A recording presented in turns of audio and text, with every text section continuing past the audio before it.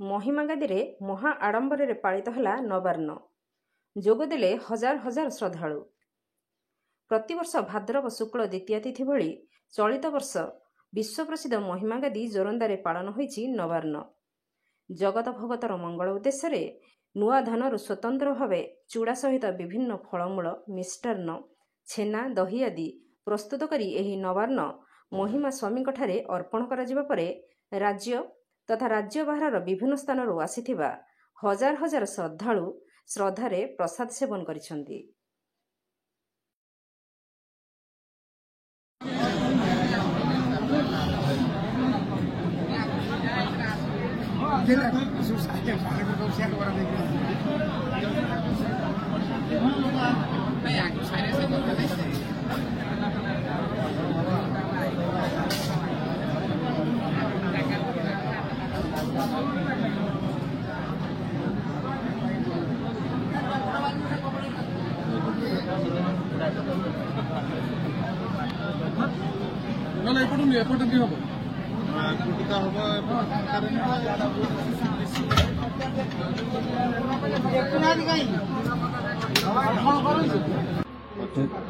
बाबा सुशांत दास कौपंजार महिमा समाज संपादक।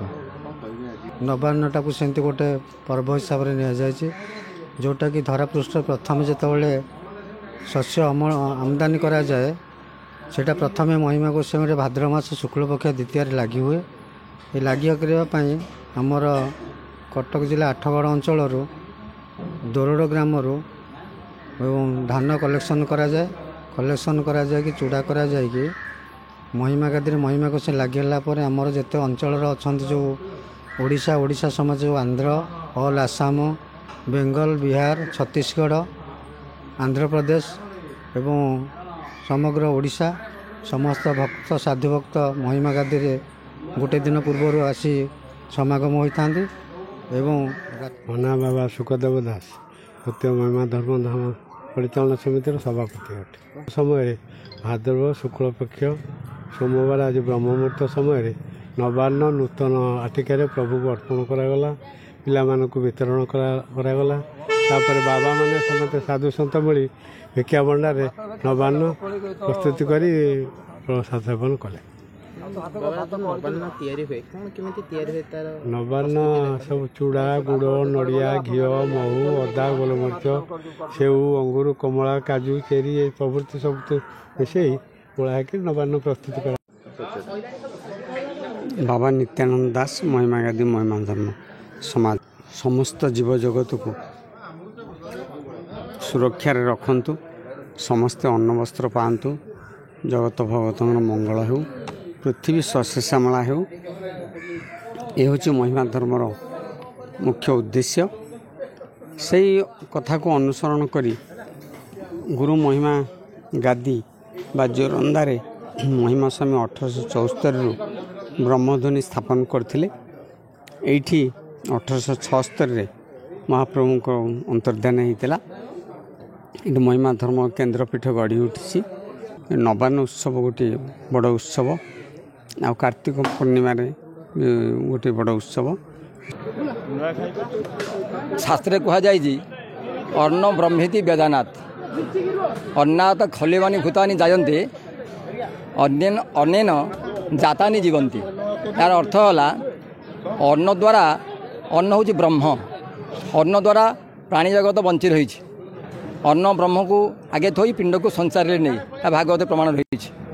तेणु अन्न जेहेतु ये जीव मानकर मूल अन्न रु रक्त अन्न खाया पर रक्त हुए रक्त मांस हुए मांस रु मेद मेद रु अस्थि अस्थि मजा मजार शुक्र उत्पत्ति हुए से शुक्र प्राणी जात होती। तेणु अन्न हूँ ब्रह्म वेद मान कहुई से अन्न को आज भक्षण करने आम नवान्न प्रस्तुति कहुए नवान्न उत्सव। ए बहु अंचल आंध्र ओडिशा विभिन्न प्रांतर लोक मैंने योगदान करती।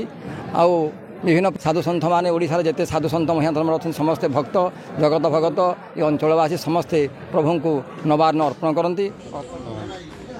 कालर गर्व जोरंदा पीठ एवं विश्वर एक अन्यतम धर्म महिमा धर्म जोटा को आमे निमंत्रण पाई आमे गर्वित आम अंचल आम ढेंकानाल आम जोरंदारे हजार हजार संख्यार भक्तमंडली महिमा धर्मावलंबी भाई माने भौणी माने आसिक जोग देइछन्ते तांकर नवान्न तांकर सुखमय हो। चलित वर्ष भगवान को पाखरे प्रार्थना करुछि खाद्यर अभाव तांको पाखरे केबे हुएनी एवं सेमानकु जो ख्याति जो प्रकार आम हिंदू धर्म को बंचे रखिबारे तांकर जो दायित्व तांकर कर्तव्य से करूछन्ती तांको सेथिपई भगवान तांको सहायता हेबे।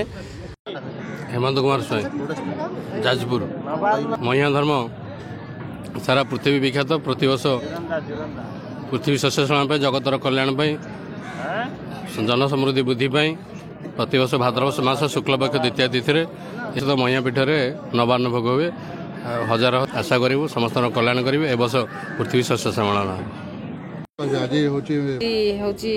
आमर जोरंदा जो मठ अच्छी मठरे नुआखाई पर्व पालन करा आम बाबा मैंने अच्छा समस्ते बहुत संख्यार भी बाबा मैंने आसते भुवनेश्वर सबू समस्ते जोग देते से सबू बाबा मानू आमर जोरंदार जो बाबा मठ बाबा मैंने अच्छा से समस्त को शुभेच्छा अभिनंदन जनाऊँ। गुरुब्रह्म महिमा अलेख रश्मिता राउत अपार करुणारू भक्त माने छुटी आसी पवित्र धाम महिमा गादी जोरंदा पीठ को अनेक श्रद्धा भक्ति आ विश्वास मन भितर रही जे जदि प्रभुंकर ए नवान्न आज दिन में भक्षण कर जाती तेरे निश्चित भाव में प्रभु से दुख दारिद्र्य दूर करेंगे एवं घरे सुख शांति भरीदेवे एतिकी विश्वास मन भितर भगवान पाखर से नहीं दूर दूरांतर छुटी आसछन्ति। आपण माने जेमिति जानिछन्ति कि खाली आम निज अंचल नुह ओडिशा कहीं ओडिशा बाहर भक्त माने एई जगह को आसंती से एतिकी श्रद्धा भक्ति आ विश्वास रखी प्रभु महिमा स्वामी उपरे।